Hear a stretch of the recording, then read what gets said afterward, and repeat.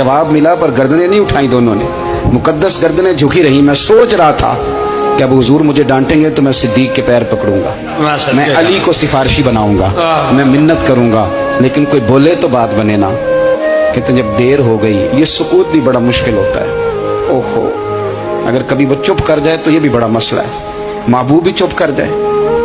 कहते मैं बड़ा परेशान हुआ, जब मेरा कलेजा मुंह को आया ना तो जनाबे उमर कहते मैं बोलने लगा तो आंसू मेरे पहले निकल गए। अल्लाह अकबर। मैंने रो के कहा सोनिया भूल गया था, मैं गया था अबू बकर के घर माफी मांगने, पर ये यहाँ आ गए। ये मेरे दोस्तों, इसे मेरी तकरीर ना समझना, मेरे रसूल पाक के ये असल लफ्ज आपको किताब में मिलेंगे। आप तबक़ात इब्न साद उठा के देखें। जनाब उमर कहते हैं मैंने अर्ज की हुजूर मैंने गलती समझ ली थी, मैं गया था अबू बकर के घर, हुजूर मैं भूल गया था। फरमाते हैं नबी पाक ने जब गर्दन मुबारक उठाई तो हुजूर की दाढ़ी आंसुओं से भरी हुई। सच की और लफ्ज क्या थे?